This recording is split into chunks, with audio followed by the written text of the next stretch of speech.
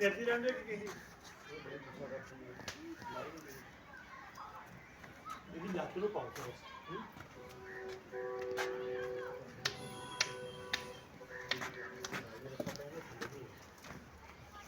ਇਹਦਾ ਰੱਸਾ ਜਵਾਨ ਹੋਇਆ ਤੇ ਆ ਕੌਣ ਕੱਢ ਕੇ ਬਾਹਰ ਨੂੰ ਖੋਲਦੀ ਹੈ ਗਿੱਟ ਲੰਮੀ ਬੈਠੀ ਹੋਈ ਗਿੱਟ ਲੰਮੀ ਹੋ ਜਾਂਦੀ ਆ ਜਦੋਂ ਜਦੋਂ ਨੀਵੀਂ ਪਾ ਕੇ ਤੋਤਾ ਅਕਸਰ ਬੰਦੇ ਦੇਖੇ ਮੈਂ ਥੱਲੇ ਪੱਠੇ ਸਿੱਟ ਕੇ ਨਾ ਜ਼ਮੀਨ ਤੇ ਉਹ ਜ਼ਮੀਨ ਉਹ ਹੋਰ ਚੀਜ਼ ਹੈ ਨਾ ਉਹ ਤਾਂ ਫਿਰ ਤੁਹਾਡਾ ਵੈਸੇ ਫਿਰ ਉਹ ਗਲਤ ਕੀਤਾ ਥੋੜੀ ਅੱਗੋਂ ਉੱਚੀ ਪਿੱਛੋਂ ਨੀਵੀਂ ਲੱਗਣੀ ਉਹਨਾਂ ਦਾ ਬੜਾ ਸਟਾਈਲ ਹੁੰਦਾ ਏ ਨਹੀਂ ਉਹ ਸਟਾਈਲ ਠੀਕ ਹੈ ਲੇਕਿਨ ਤੁਸੀਂ ਕੋਈ ਵੀ ਨਹੀਂ ਨਾ ਕੁਛ ਕੀਤਾ ਨਾ ਇੱਥੇ ਤੁਸੀਂ ਉੱਚਾ ਹੋਇਆ ਤਾਂ ਮੈਂ ਅੱਜ ਨਵਾਈ ਇਹਨੂੰ ਜਿਹੜੀ ਤੇ ਮਿੱਟੀ ਸੀ ਜੇ ਤੁਸੀਂ ਕਿਹਾ ਮੈਂ ਆਉਣਾ ਉਹ ਤਾਂ ਸਾਫ